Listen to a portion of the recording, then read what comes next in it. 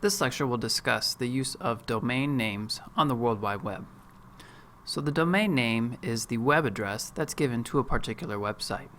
And you can think of a domain name similar to that of a piece of property, in that somebody wants to buy the property, so they go in and they buy it, then they own it, and nobody else can take it from them. And the same is kind of true with a domain name, that once an owner has that particular web address, it is theirs to keep as long as they continue to register it on a yearly basis or pay the company that's registering it for them. So when you think about a domain name, let's use an example of Apple. So apple.com is the domain name that the company Apple uses. So there are a variety of different domain types out there and available. So you can see a couple examples here. .com is one of the most popular, and that's kind of intended for commercial type websites, but it can be used still for a lot of other things. We also have .net, which is a domain type, and .org is another very common domain name type. In recent years, they've developed many more domain types, as you'll see here in a minute. So if you want to buy or to get a domain name, there is an international registry that kind of monitors and controls the registration of domain sites. And you have to typically register those on an annual basis.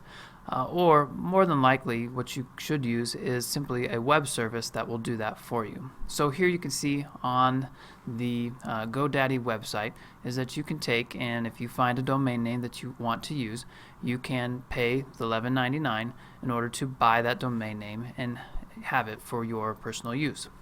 So let's just go up here and search for a domain name. So let's say, for example, apple.com.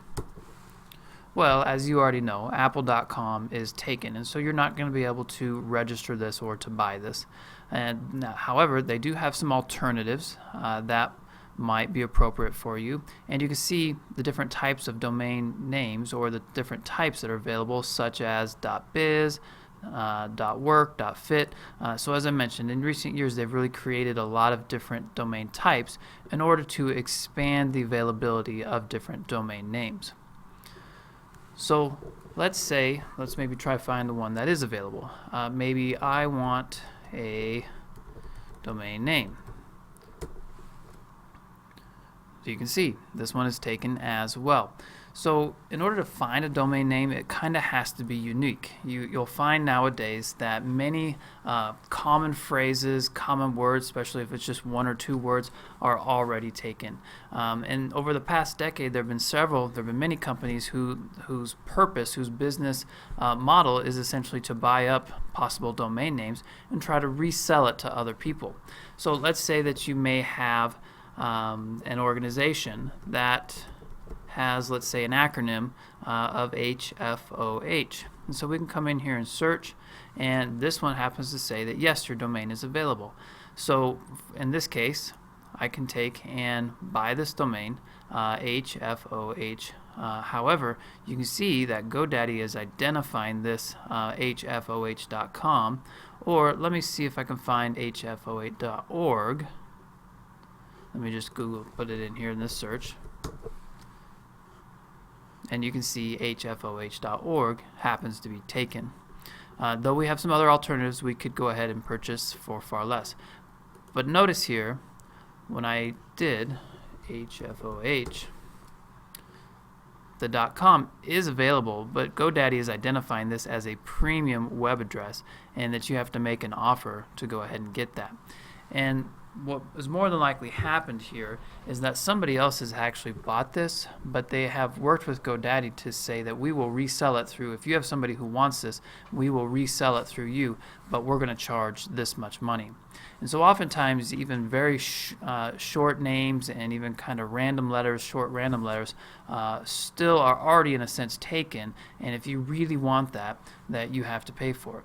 But you think about, if this is a national company and that's exactly the domain name that they want, they more than likely might be willing to pay $1,500 to get it, because it's going to be a primary way for them to grow revenue and to build a business. So if you would like a domain name, you go through this process and you can search, and once you find something that might be available, for example, the hfoh.org, or excuse me, that wasn't available. Let me just put it twice here to see if, there we go. So this listed twice happens to be available in terms of the .com. We also have here .net, .org, .info are also all available, but they're going to cost you a little bit more. But in this case, then you purchase this through GoDaddy. And then very simply, every year you just have to renew it with them, and they take care of registering that with the National Registry, and that site is yours to keep. That domain name or that web address is yours to keep for as long as you want.